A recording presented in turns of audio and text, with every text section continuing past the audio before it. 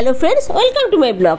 আজকে সকালবেলা ব্রেকফাস্ট হবে ধোসা, আর তার প্রস্তুতি চলছে পরশুদিন থেকে। পরশুদিন রাতে ছোটো কাপে 2 কাপ গোবিন্দভোগ চাল, 1 কাপ সেদ্ধ চাল, 1 কাপ বিউলির ডাল, 1/2 কাপ ছোলার ডাল আর 1/2 চামচ মেথি ভিজিয়ে রেখে ভালো করে 3-4 বার ধুয়ে জলে ভিজিয়ে রেখেছিলাম। সারা রাত ভেজার পর পরের দিন সকাল 10টার নাগাদ আমি সেটাকে ভালো করে মিক্সিতে পেস্ট করেছি। পেস্ট করে ভালো করে মিশিয়ে রেখে দিয়েছিলাম ফার্মেন্ট। সকাল 10টায় বেটেছিলাম, রাত 10টা অবধি ওটা ফ্রিজের বাইরেই ছিল ফার্মেন্টেশনের জন্য।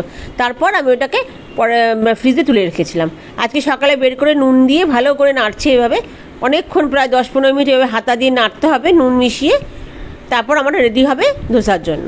তো এখন এটা আলুর চোখাটা বানিয়েছি কারি পাতা আর সর্ষে ফোড়ন দিয়ে, পেঁয়াজ টমেটো দিয়ে আলুটাকে সেদ্ধ করে দিয়ে দিয়েছি। তার মধ্যে বাদাম দিয়েছি, হলুদ লবণ দিয়ে, জাস্ট যেরকম আলুর চোখা হয় সেভাবে আলুটাকে বানিয়েছি।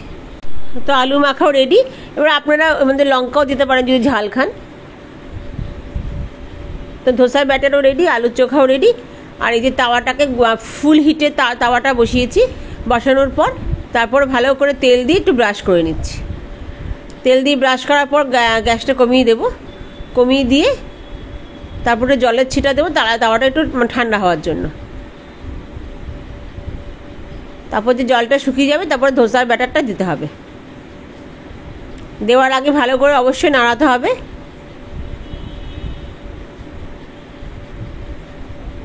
ভালো করে নাড়িয়ে ছোট করলে এক হাতা, আর আমি 1.5 হাতা দিয়ে করছি।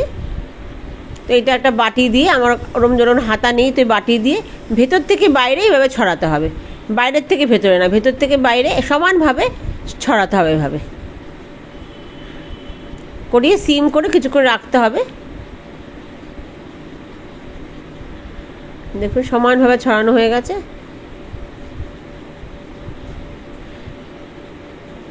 এবার আমি ব্রাশের মধ্যে তেল নিয়ে একদম অল্প করে চারিদিকে ছড়িয়ে দেবো। এটা না দিলেও হয়, দিলে একটু ক্রিপসি ভাবটা ভালো হয়। এই চারিদিকে ছড়িয়ে দিলাম, ওপরটা একটুখানি ব্রাশ করে দিলাম। এবার সিম করে কিছুক্ষণ রাখতে হবে, যতক্ষণ না নিচটা একটু লাল হচ্ছে। ওপর থেকে দেখা যাবে নিচটা লাল হলে।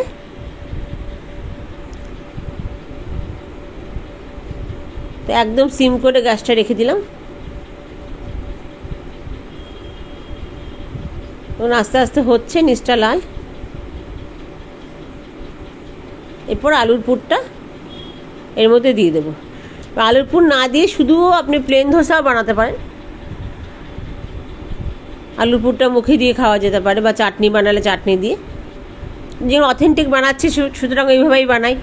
আমি সুজি দিয়ে অনেকবার বানিয়েছি, কিন্তু এইভাবে এই চাল দিয়ে প্রথমবার বানালাম। ভাবলাম অনেক রকমই তো খাবার বানাই, চাইনিজ, ইতালিয়ান, ইন্ডিয়ান, মোগলাই, তো একবার সাউথ ইন্ডিয়ান বানিয়ে দেখি। এই যেমন ধোসা রেডি, খুব ক্রিপসি হয়েছিল। আর আপনি এই ব্যাটারটা যদি এক্সট্রা থাকে তো আপনি এটা রেখেও দিতে পারেন, পরের দিন ইডলি বা আবার ধোসা বানাতে পারেন ফ্রিজে। তো 2-3 দিন রাখা যায় এই ব্যাটারটা। তো এই যে আমার 2টো ধোসা হয়ে গেছে।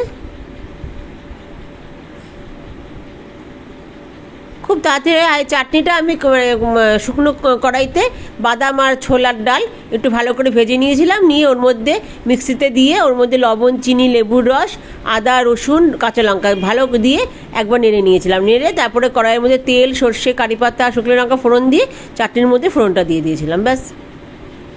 আর যদি একটু বেশি টক লাগে আপনি তেঁতুলও দিতে পারেন। আমরা অতটা টক কেউ খায় না বলে আমার লেবুর রসই হয়ে গেছিলো। চাটনিটা খুব টেস্টি হয়েছিল, বাদাম আর ছোলার ডালের চাটনি। ধোসার সাথে এটা দারুণ হয়েছিল ব্রেকফাস্ট, সবার খুব প্রিয় হয়েছিল। তো অবশ্যই একদিন বাড়িতে বানাবেন এবং বাড়িতে বানিয়ে বলবেন কেমন হয়েছে। আমার ফার্স্ট ট্রাই। তো সবার তো খুব ভালো লেগেছিলো। আর ব্যাটার আছে, ব্যাটারটা দিয়ে কালকে আমি আবার ইডলি বানাবো। চাটনিও রয়ে গেছে। তো এরকম একবার ব্যাটার বানিয়ে অনেক কিছু বানানো যায়। নমস্কার।